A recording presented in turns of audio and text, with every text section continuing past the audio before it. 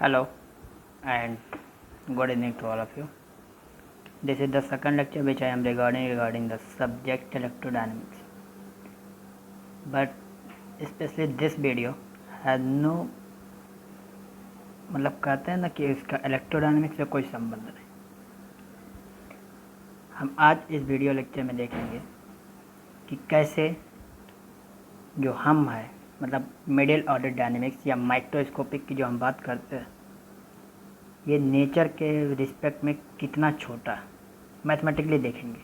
And I will try to find out the order of the middle order dynamics called the microscopic world in which we live and the order of the universe in which it operates.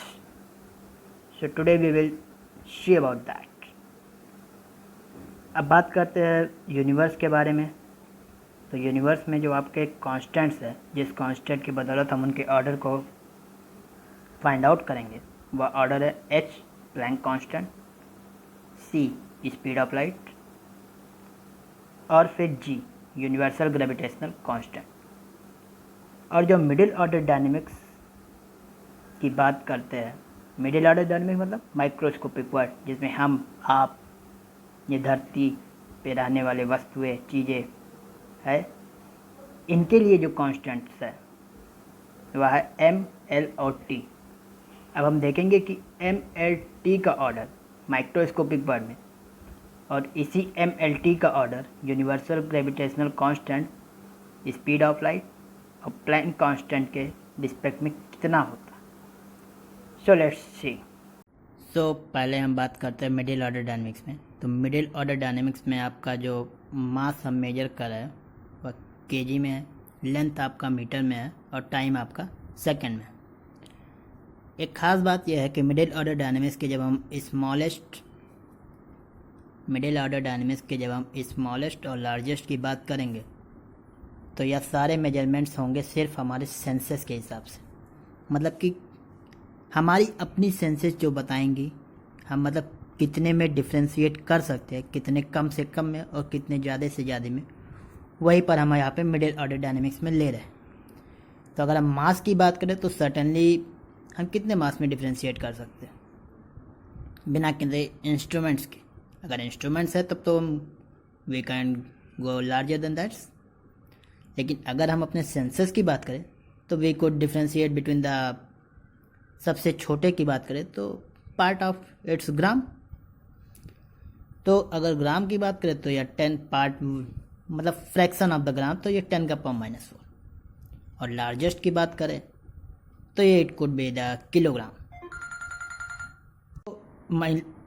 Middle order dynamics में जो हम मास की largest unit मतलब largest order जो हम अपने senses के हिसाब से मेजर कर सकते हैं वह कुड बी सर्टेनली 10 का पावर 3 किलोग्राम। अब बात करते हैं लेंथ की। तो लेंथ की बात करते हैं तो सर्टेनली वे हम क्या कर सकते हैं मिलीमीटर। अब पार्ट ऑफ द मिलीमीटर को अपने सेंसेस से बता सकते हैं। So it will be also the 10 का पावर -4 मीटर। और अगर बात करें लेंथ की तो वह certainly 10 kilometer. We cannot differentiate between the 10 kilometer and 100 kilometer, but certainly और टाइम की अगर हम बात करें तो वह टाइम क्या होता है, कितना हम अपने सेंसेस के हिसाब से डिफ्रेंशिएट कर सकते हैं। तो वह जस्ट आपका क्या कि आपके ब्लिंकिंग ऑफ आइज को हम easily sense and that blinking of I might be the fraction of second, that must be the 10 का पावर -1 सेकंड। और जो इस लार्जेस्ट टाइम की बात करें तो largest time code be the 10 का पावर 7 सेकंड। ये है हमारा मिडिल ऑर्डर डायनेमिक्स। मतलब कि फिलहाल ये है हमारा माइक्रोस्कोपिक वर्ल्ड जिसमें हम रहते हैं, जिसमें आप रहते हैं। तो ये ऑर्डर है, मतलब हम जिस ऑर्डर में रहते हैं वह ऑर्डर लेंथ मास के रिगार्डिंग है 10 का पावर -4 से लेकर 10 का पावर 3, 10 का पावर -4 से लेकर 10 का पावर 4 मीटर एंड 10 का पावर -1 सेकंड से लेकर 10 का पावर 7 सेकंड। ये सब सिर्फ हमारे सेंस के हिसाब से है, कोई भी हमने मेजरमेंट टूल यूज नहीं किया। अब हम बात करते हैं यूनिवर्स की। तो what could you expect the smallest mass in the universe, that is the mass of the electron and that's here is 10 का power -30 kg। And what you could think of the largest mass of the universe? It's certainly आपका मास of the universe. तो मास of the universe में अगर हम बात करें तो कैसे कैलकुलेट करें? तो सर्टेनली अगर हम मान लें कि यूनिवर्स केवल और केवल it's approximation, it could be even larger than this. जो आपका यूनिवर्स है वह आपका सिर्फ और सिर्फ अगर स्टार से मिलकर बना होता, ऐसा अगर हम मान लें, तो there are total number of 10 का पावर 30. 10 का पावर 30 kg का एक स्टार होता है. अप्रॉक्सीमेटली 10 का पावर 30 kg का एक स्टार. और टोटल नंबर ऑफ स्टार्स कितने? 10 का power 12. So certainly the mass of the universe will be 10 का पावर 52 kg. ये क्या है? मास of the universe. Similarly length की बात करें तो कितना होता, मतलब कम मतलब कितना मेजर कर सकते हैं द स्मॉलेस्ट लेंथ? तो certainly we can measure only 10 का power -15 meter, and that's the radius of the nucleus. That's the radius of nucleus. But हमारे पास जो यूनिवर्सल नेचर जिस कांस्टेंट पे ऑपरेट करता है वह h, c और g है. ये नेचुरल कांस्टेंट. अब इन नेचुरल कांस्टेंट की मदद से हम जो यूनिवर्स में आपका मास, लेंथ और टाइम निकालेंगे, वह आपका respective Planck mass, Planck length और प्लैंक टाइम हो. Planck mass is certainly the mass of the electron. Planck length is Planck length and Planck time.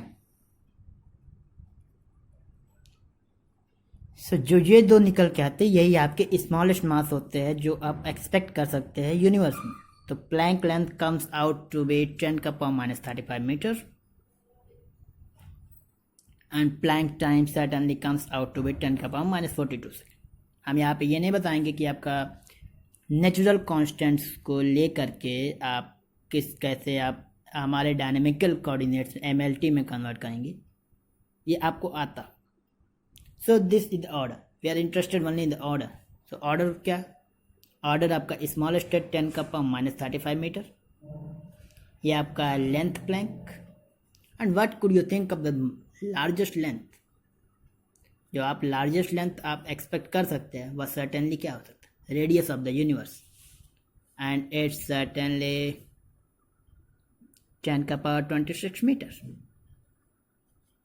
Time की बात करें तो स्मॉलेस्ट टाइम जो आप एक्सपेक्ट कर सकते हैं वह 10 का power -42 seconds.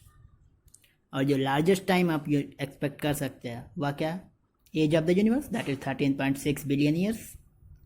And it comes out to be, अगर हम सेकेंड्स में बात करें तो 10 का पावर 17 सेकेंड्स. देख रहे हो, यूनिवर्स ऑपरेट कर रहा है अल्टीमेटली. टाइम की अगर हम बात करें तो इट्स जस्ट 10 का power 50 times. There is a gap 10 का पावर 50 टाइम्स एंड सर्टेनली 10 का पावर 60 और 10 का पावर 40. और जो हमारा माइक्रोस्कोपिक वर्ल्ड है वह इस रेंज में ऑपरेट कर रहा है. हम इस रेंज में ऑपरेट करते हैं और जो नेचर है वह इस रेंज में ऑपरेट करता है. So how certainly this difference big is. So इसीलिए हम बोलते हैं कि हम जो है माइक्रोस्कोपिक वर्ल्ड नेचर के रिस्पेक्ट में बहुत ही छोटा है. This was all the lecture of the microscopic world versus nature. It's not versus, but I am here interested कि आप versus universe. So hope you enjoyed the video. Welcome. Thank you.